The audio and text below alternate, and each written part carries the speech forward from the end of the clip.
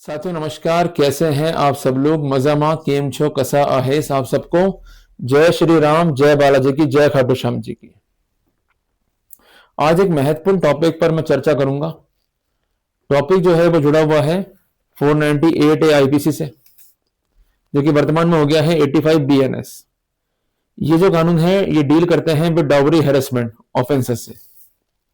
इसके अलावा हम लोग बात करेंगे क्रिमिनल इंटिमिडेशन की, बात करेंगे इंसल्ट की, बात करेंगे सामान्य मारपीट की, बात करेंगे रॉन्गफुल कन्फाइनमेंट की, और बात करेंगे धारा 3/4 डीपी एक्ट की, जिसको हम कॉमनली कहते हैं डाउरी प्रोहिबिशन एक्ट 1961।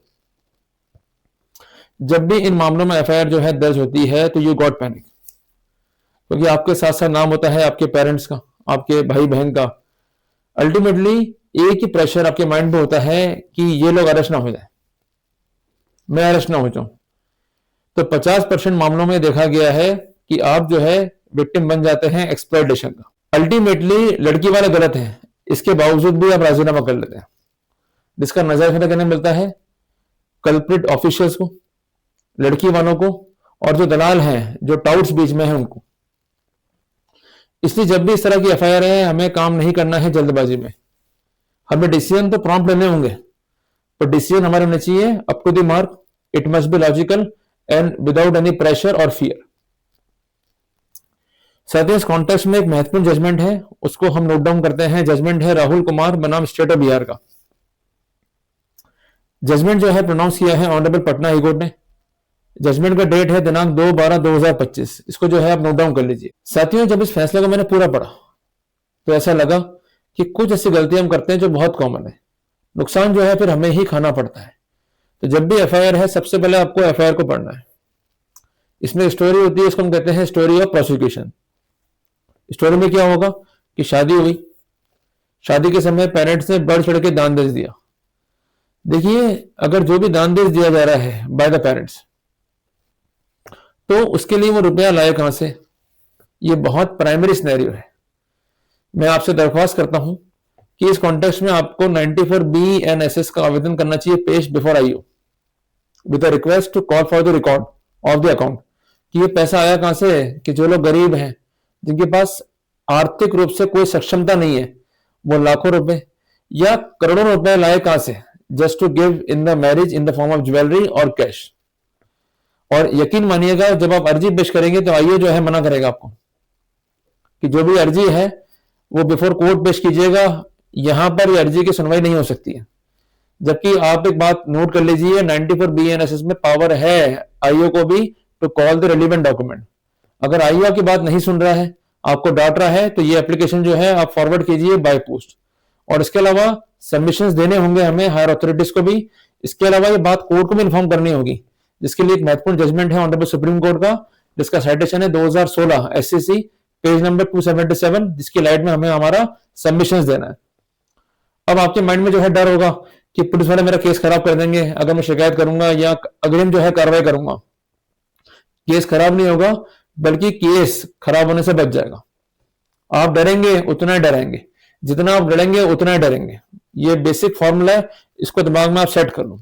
साथियों, उसके साथ साथ जो है आरोप लगाए जाते हैं कि डाउरी के लिए लगातार जो है परेशान किया गया, जब डिमांड्स फुलफिल नहीं हुई तो मारपीट की गई और अंतोकथवा जो है घर से बाहर निकाल दिया गया। ये होता है एक स्ट्रक्चर एफआईआर का। और इसमें कुछ ये पॉइंट हो सकते हैं कि समय समय पर इनकी मांगे जो है पूरी की गई, इनको जो है रुपया दिया गया, पर इसके बावजूद भी इन्होंने अपनी मांग को नहीं छोड़ा और मांग के चलते हमें जो है घर से बाहर निकाल दिया। तो लड़की शो करेगी अपने आप को bona fide and she will play the victim card. Clear हो गया अपने को? जब भी इस तरह की एफआईआर होगी, there is a strategy. Strategy क्या है कि पुलिस का रवैया क्या है। पुलिस जो है आपको हैरेस कर रही है, आपके साथ जो है गाली गलौज कर रही है, तो वहां पैनिक नहीं होना अपने को। आप एविडेंस को जो है कलेक्ट कीजिए। क्लियर है? अभी काम है कलेक्शन का। आप अपने साथ स्पाई कैमरा या कोई माइक्रोफोन लेके जाइए। या को मैं इसलिए कह रहा हूं क्योंकि हमें चाहिए प्रॉपर एविडेंस। अगर आप ये कहेंगे साहब पुलिस ने हमें कंपल्सन किया, या पुलिस ने हमें दबाव बनाया कन्फेस करने के लिए, या पुलिस ने जो है गलत तरीके से एविडेंस को जो है कलेक्ट किया, हमसे गले गलौज किया, हमारे साथ जो है अबे तबे किया, कोई आपकी बात नहीं सुनेगा। अगर आप चाहते हैं कि बात सुनी जाए even in the court of law और before the higher authority of police, तो उसके लिए एविडेंस को जो है कलेक्ट करना है। ये लोग अमूमन जो है लेते हैं तलाशी, हद से ज्यादा आपका फोन जो है बाहर रखा लेंगे। पर आपको ये मालूम होना चाहिए we are in the era of AI. अभी आप अपने चश्मे में, पेन में, पेंसिल में, किसी भी इक्विपमेंट में जो है डिवाइस कैरी कर सकते हैं। अब तो चीजें बल्कि और आसान है। देखिए इनिशियल में होती है रिपोर्ट, जब रिपोर्ट है तो गिरफ्तार वैसे भी नहीं कर सकते आपको, और अगर एफआईआर कट भी गई है तो पनिशमेंट लेस देन 7 ईयर है इन ऑफेंसेस में। तो वहां पर धारा 35 सब क्लॉज 3 BNSS का नोटिस देना होगा। और इसके साथ साथ कुछ महत्वपूर्ण गाइडलाइंस है ऑनरेबल सुप्रीम कोर्ट की, और एक महत्वपूर्ण गाइडलाइन जो है पारित हुई है इन जजमेंट ऑफ अर्नेश बनाम स्टेट ऑफ बिहार, उसको जो है दिमाग में आप सेट कर लें। जजमेंट है दिनांक 2 जुलाई 2014 का, जिसमें साफ साफ कहा गया है कि there should not be any automatic arrest specifically in the matrimonial offences. इसलिए बार बार मैं कह रहा हूं आपको मैं, क्योंकि आपको नियम कायदे कानून पता होते नहीं, जिसका नाजायज फायदा ये लोग उठाते हैं और आप ही को जो है परेशान करते हैं। तो सबसे पहली स्ट्रेटेजी क्या है कि पूरी जगह परेशान कर रही है तो make the proper record and evidences. Clear बात ये, अगर रिश्वत की मांग भी कर रहे हैं और ये कह रहे हैं कि जो आपके पेरेंट्स हैं उनका नाम निकाल देंगे और इसके लिए आपसे पैसे मांग रहे हैं, या तो स्वयं या किसी अन्य के जरिए या किसी टाउट के मार्फत, टाउट कोई भी हो सकता है, आप रिकॉर्डिंग करते चलो और आप कंसर्न व्यक्ति विशेष को या कंसर्न ऑफिशियल्स को ट्रैप भी करा सकते हो। पर एक बात ध्यान रखना, as per section 8 of PC act proviso, cause of action से 7 दिवस के भीतर भीतर आपको मैटर जो है रिपोर्ट करना है। देरी करेंगे तो आफ्टर थॉट वर्जन को कोर्ट अज्यूम कर सकता है और ये जो कंसर्न व्यक्ति हैं दोषी होने के बावजूद भी बच भी सकते हैं। तो ये कुछ इंपॉर्टेंट पॉइंट है जिसको हमारे को ध्यान में रखना है। इसके साथ साथ हमें चेक करना है एलिगेशंस का क्वालिटी। कई बार ऐसा होता है कि जो सास ससुर है या जो नंद है या देवर है उनके विरुद्ध आरोप तो हैं, पर आरोप है सामान्य प्रकृति के, जिसको हम कहते हैं ओमनीबस एलिगेशन या जनरल एलिगेशन। इस तरह के एलिगेशन किसी भी रूप में कार्रवाई का स्थिर आधार जो है नहीं बना सकते। क्लियर हो गया अपने को? अगर इस तरह की स्थितियां हैं तो we are also having the plus point. इसलिए हमेशा मैं कहता हूं कि रिपोर्ट का रिप्लाई करो। अगर वो पॉइंट जो आप दे रहे हो ये लोग कंसीडर नहीं करेंगे और एफआईआर काट रहे हैं, अगेन एफआईआर पे जो है अपना जवाब सबमिट करो। अगर चार्जशीट फाइल करते हैं और दोनों ही स्टेजेस पे दिए गए सबमिशन को कंसीडर नहीं कर रहे हैं तो it is a good case for us to go for question. Clear है? इंसेप्शन पे क्वेश्चन के लिए नहीं जाना है। अगर आपके पॉइंट्स कंसीडर नहीं होते हैं देन जाना है हमें क्वेश्चन के लिए। तो हमारा पहला अटैक क्या है? Quality of allegation. इसके साथ साथ हमें ध्यान रखना है कि हमें नोटिस मिला है 41 सीआरपीसी का या धारा 35 सब क्लॉज 3 BNSS का, इसका रिप्लाई जरूर करें और रिप्लाई में 2 बातें स्पष्ट कर दें कि एलिगेशंस जो है गलत क्यों है, और इसके साथ साथ ये भी स्पष्ट कर दें कि आपके पास क्या सबूत है जिसके आधार पर आप ये कहते हैं कि एलिगेशन जो है फॉल्स है। उदाहरण के लिए आपकी पत्नी आरोप लगा रही है आपके भाई पे कि आपके भाई ने उसको छेड़ा या परेशान किया और वो किसी डेट का या समय का जो है देती है उसमें हवाला। उस डेट या समय पर आपका भाई वहां मौजूद नहीं है, किसी अन्य जिले में, किसी अन्य राज्य में है, तो ये पुख्ता प्रमाण है। तो इसको आप पेश कीजिए, डेफिनेटली ये एविडेंस कंसीडर होगी।